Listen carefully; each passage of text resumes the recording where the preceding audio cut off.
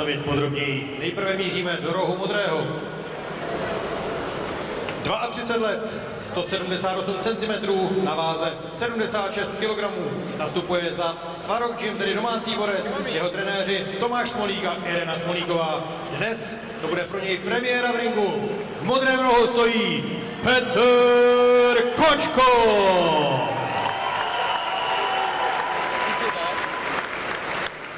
Míříme do rohu červeného. 31 let, 174 cm, 78,8 kg na váze. Přezdívá se mu Medvěd, je to také domácí borec ze Svarok Gymu. Jeho trenéři Vítězslav Rajnoch, Mirek Chýlek a Robin Ščotka. I pro něj je to dnes premiéra. V rohu červeném Tomáš Zácha. Je to zápas podle pravidel thajského boxu ve váze do 79 kg. Rozhodčí v ringu Josef Louč. Jdeme na to.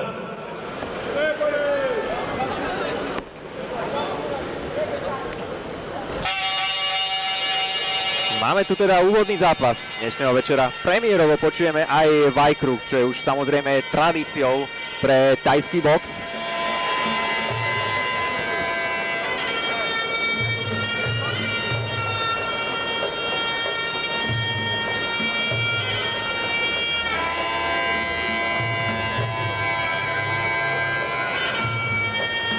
A môžeme si ešte dopovedať k Petrovi Kočkovi, že on si veľmi dáva záležať na odpočinku, doplnky stravy a strava samotná, tomu musí venovať pozornosť. Aj tým, že začína v podstate v takom neskoršom veku, podobne ako Tomáš Zácha. Obaja po 30-ke nastupujú do svojho prvého zápasu, takže uvidíme, ako im to dnes pôjde.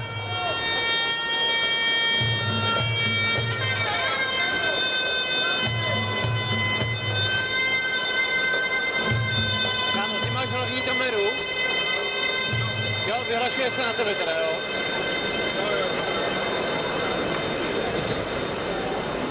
Co to má ten druhý? A ty máš hlavní teda. To mi řekl, a já jdu.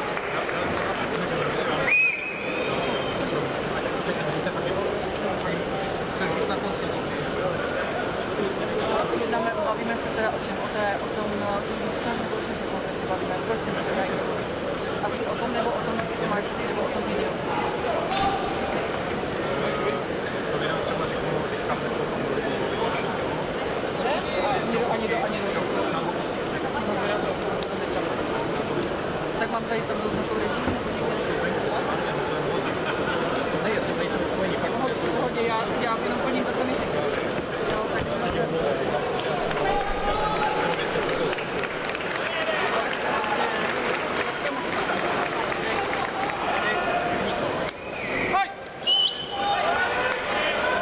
A máme tu teda začiatok prvého zápasu už toho hlavného oficiálneho programu. Od mikrofonu pozdravuje Adrian Mečiar, spolu so mnou aj Tomáš Vzorek. Je to tak, připojují se k vysílání. Přeji krásný den, doufám, že se slyšíme. A první zápas nám začal, je to tedy zápas podle pravidel thajského boxu.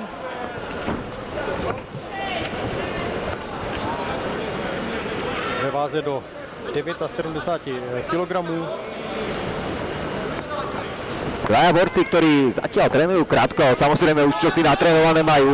Ale dnes je to pre nich aj taká úloha vysporiadať sa s tým tlakom, s tým publikom. Na to samozrejme z tréningov zvyknutí nemôžu byť. Ano, o tom ten první zápas je vždycky především, protože sparingy jsou samozřejmě sparingy, ale potom ta atmosféra, prostě ten tlak v hale kolikrát znamená podmínky, na které ti borci prostě nejsou připraveni a tam se často láme chleba, takže uvidíme. Zatím ale vypadají oba dva docela svěže. Je krásný loupík, ale hned předání zpátky. Upřímně, kdybych nevěděl, že to je pro oba kluky první zápas, tak bych to ani neřekl. Áno, technicky sú zatiaľ naozaj na veľmi dobrej úrovni. A keď to porovnáme, možno mali sme tu už v podstate ten early predzápas, dvaja borci do 15 rokov, taktiež ich prvé zápasy, šikovní, ale samozrejme je to úplne iný level tuto. Aj vidieť, že aj tú prípravu rozhodne brali zodpovedne. No, nebojí se to. Vidíme tady fakt tvrdé přestřelky.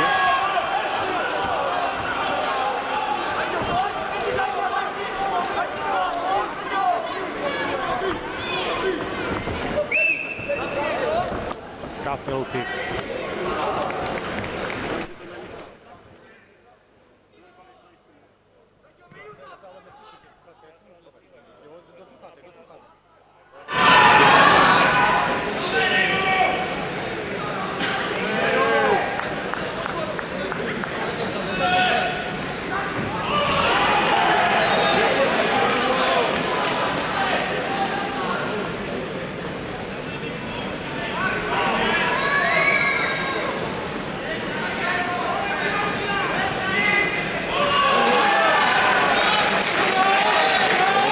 Aby naozaj veľmi nepríjemné a zase sa nám to roztočilo trošku.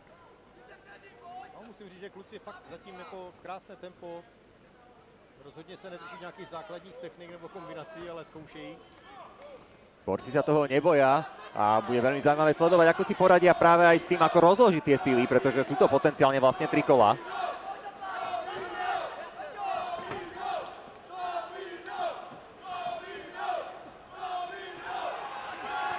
Počujeme aj fanklub Tomáša Záku, tu blízko pri ringu. První kolo za sebou, ale kluci vypadají svěže. Musím říct, že fakt se mě překvapili tím, že v premiéře drží svížné tempo a zároveň opravdu zdá se, že nestrácejí energii. Takže uvidíme, co nám přinesou další kola.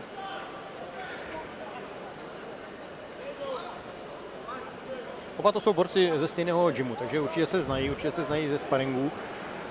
Možná i proto do toho vletěli odvážněji, protože přece jenom kdyby nastupovali proti neznámému soupeři, tak možná by začali trošku taktičtěji, opatrněji. Ale je to veľmi špecifická situácia predsa. Poznáš v podstate niekoho ako tímového kolegu a ideš s tým do toho prvého zápasu, ale to, že to brali, tak taktiež dokazuje, ako k tomu prístupujú a sú s tým zjavne úplne v pohode. Takže žiadna zlá krv, nič podobné. Myslím si, že v podstate na budúci týždeň sa možno stretnú v gyme zase. Je to tak. A daj si odvetu. Petr Kočko v podstate nemal žiadny problém s tým, že idú 7-9, pretože on sa drží prirodzene niekde pod tým limitom váhovo, takže žiadne starosti vlastne s chudnutím nemal. Ešte možno dopoviem tú myšlienku z nástupu, že on trénuje aj pod Tomášom Smolíkom, ktorý je výrazne mladší ako on, ale cení si na ňom tie technické znalosti a prístup, ktorý má v príprave ako tréner. Tomáša tiež dnes uvidíme v ringu už ako aj zápasníka. Samozrejme, tí domáci reprezentanti tu majú veľmi slušné zastúpenie.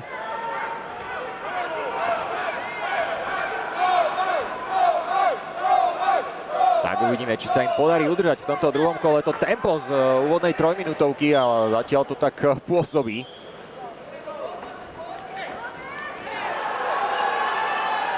Kočko sa snaží viac kopať a minimálne v úvode tohto kola mu to vychádza.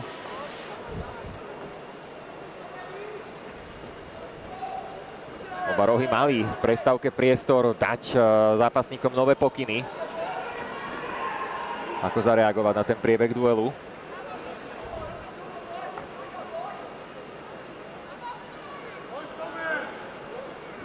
Teď už se mi to zdá trošičku taktičtější, to druhé kolo. A vidíme tam aj stále naozaj borci skáču, obzvlášť Petr Kočko, ten pohyb stále na to dbá. Samozrejme náročný štýl fyzicky. Aj keď sa to nemusí zdať, že tých úderov tam nie je toľko, ale ten pohyb jednoducho žerie tú energiu.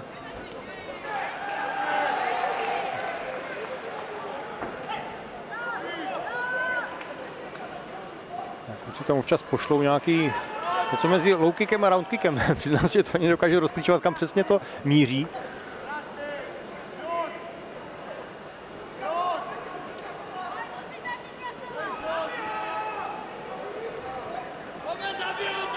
No, tak tempo nám rozhodně zvolnilo. Teď kluci opravdu vyčkávají. Už to nejsou ty zběsilé přestřelky a dlouhé kombinace. Možno práve aj to boli tie pokyny v prestávke. Áno, áno. Chlapci, máte to na 3 kola, myslíte na to, aby ste úplne neodišli. Ale to je presne aj tá daň za ten debut jednoducho. To sú presne tie skúsenosti, ktoré získavajú do budúcnosti. Úplne inak na niekoho môže zapôsobiť tá hala, vidia tých divákov, chcú sa predviesť, majú tu určite mnoho ľudí zo svojho okolia. No víš to, v tom prvním kole jsme viděli opravdu přestřelky a tady kolikrát ty techniky nejsou ani dokončené. Vlastně to je jenom takový náznak. I ty kopy. Má to mířit někde na stehno a kolikrát to ten borec stáhne. Jako by se nechtěl dostat prostě na ten dostřel. Teď už jsme jako opět viděli nějakou přestřelku trošku tvrdší, takže uvidíme. Ano, krásná kombinace. Ponoření a zpátky nádherný. Pekná pravačka. Pravý. Záveru písala.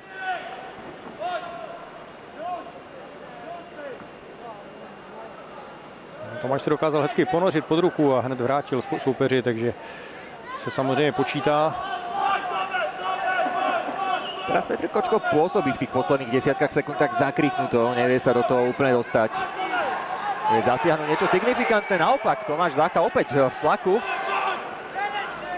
Druhé kolo za nami, myslím, že v tomto prípade by som sa priklonil na stranu Záchu. Ano, ano. Mal tam čistejšie údery a v tej druhej polovici toho kola to bolo jasnejšie. A čeká, on přebírá kombinace. Čeká, až třeba Petr zaútočí, ponoří se pod ty ruce a okamžitě vrátí nějakou kombinaci a často trefí. A presne ako si spomínala, obzvlášť Kočka vidieť, že začne nejakú kombináciu, nedokončí to, netrafí to. Samozrejme aj tie machnuté údery berú kyslík. Je to tak?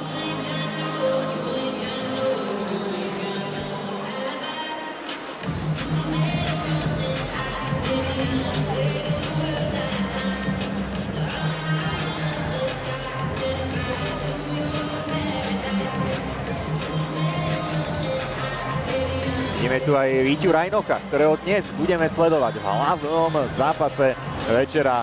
Naozaj obrovský, skúsené meno. První Čech v ACA. Má velké zahraniční zkušenosti. Je to opravdu borec, který doma spoustu za sebou. Těším se na ten zápas, moc se na to těším. Tak tu môžeme vidieť, že naozaj tá karta je dnes vyskladaná výborne. Ale teraz sa poďme pozrieť na to, ako dopadne tento úvodný zápas oficiálneho programu Zácha versus Kočko. Vstupujeme do posledného tretieho kola. Ano, kluci se objali na úvod a teď už kdo z koho v tomhle kole se rozhodne. Tomáš zase zkouší kombinaci rukama. Tady Petr zkusil ten spinning back fist, ale Tomáš to viděl, takže se ponořil pod tu ruku. Som zvedavý, či Kočko dokáže zastaviť ten spád z toho druhého kola, keď to Zácha dostal ten zápas pod svoju kontrolu. Potrebuje sa niečím chytiť, vydobiť si tak trochu rešpekt, ako sa hovorí u Záchu.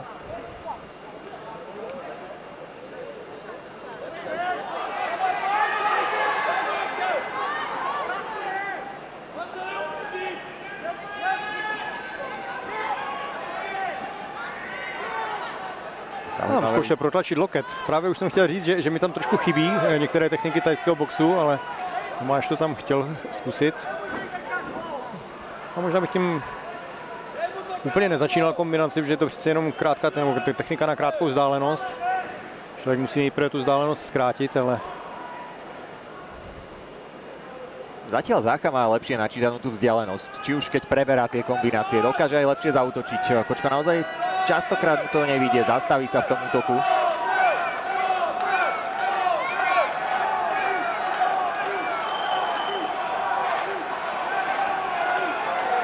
No, Petr se drží hrozně daleko. On tam pustí nějaké údery, ale údery vlastně nemají ani šanci zasáhnout, protože prostě nedosáhnou. Presne ako vravíš, tá vzdialenosť zatiaľ s tou si nedokáže poradiť.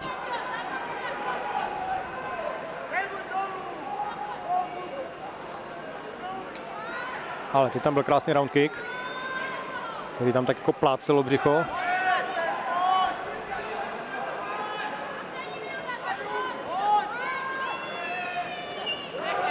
Opäť Záchová právačka našla svoj cieľ. My sme medzi tým v poslednej minúte tohto zápasu.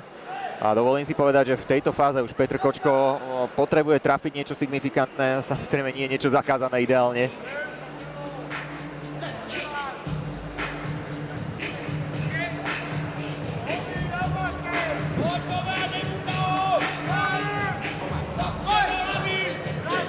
Tady máme bohužel špatnou grafiku, tím se nenechte zmást.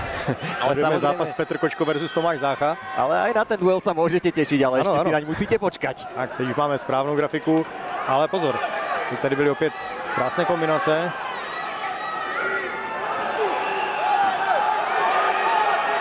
A tady Tomáš trefuje, krásný round kick. Záchovi zatiaľ sedí tento duel. Pôsobí aj uvoľnenejšie oproti Petrovi Kočkovi, ktorý stále mám ten pocit, že nevie sa do toho úplne dostať. Ale opäť je to prvý zápas pre oboch, takže treba brať jednoducho do úvahy a na to, že nastúpili do prvého zápasu, tak veľmi pekný duel. Ty si to už povedal úplne v úvode, že vôbec nie je vidieť, že sú to v podstate úplní nováčikovia. Máme tento zápas za nami. Veľký rešpekt medzi oboma. Sme zvedaví na oficiálne vyhlásenie výsledku, hoci ja osobne sa prikláňam na stranu Tomáša Záchu, ale to musia potvrdiť vodoví rozhodcovia. Častokrát to poznáme, keď komentujeme ten zápas, nesústredíme sa na veci niektoré. Naopak vodoví rozhodcovia v tom majú najlepší prehľad.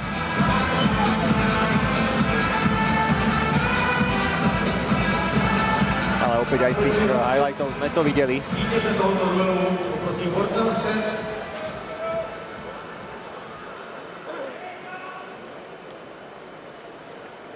Dámy a pánové, v tomto úvodním předzápase vítězí podle rozhodčích 3-0 na body borec z rohu červeného Tomáš Zácha.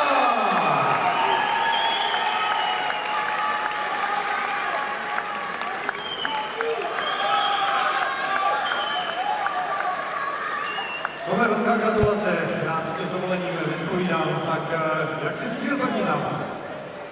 Byla to náročná celá příprava. Začal jsem v dubnu a teď jsem tady. Zbyl jsem za 11 měsíců 20 kg a chtěl jsem si vždycky splnit tenhle sen. A je to tady. Kamaráde, 20 kg si zhubnul, Ano. tak klobouk dolů. A už se nedivím té kondici, protože my jsme to tady komentovali pro přenos a musím říct, že jsme kvitovali, že na to, že jste měli fakt jako první zápas, tak tu kondici jste drželi, nebo to tempo jste drželi víceméně až do konce zápasu. Měl jsi někde nějaký trošku krizový moment, když jsi řekl, že už třeba bys nemohl, nebo že musíš pošetřit síly? Neba naopak, samozřejmě je to můj první zápas, takže jsem nevěděl, co s Peťou mám na dálku dělat, ale žádnou krizi jsem neměl. A vy jste oba ze stejného gymu, jak moc dobře se znáte, nebo respektive jak moc dobří jste kamarádi? Vůbec, s Peťou jsme se vlastně na tréninku ani nepotkali.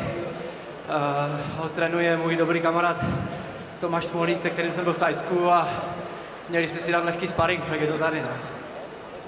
Takže máte za sebou první zápas, tedy oba dva. Petře, i tobě gratuluju, byl to pěkný výkon. Tome, můžeme se těšit na nějaké další zápasy, nebo jsi to chtěl jenom vyzkoušet nakonec? Včera, jak jsem dělal váhu, tak jsem mému nejlepšímu kamarádovi říkal, že už asi tady nikdy nevkročím, ale po váze, když jsem se napil a najedl, tak i když jsem byl u 2 porodů a manželka říkala, že taky druhé dítě nebude chtít a máme 3, tak se mi to stalo i po té váze, když jsem doplnil veškerou energii. Takže určitě, ale mé další kroky půjdou do MMA. Do MMA, takže další výzva. Tak to jsou velká slova. Velká slova vítěze, kterým je Tomáš Zácha.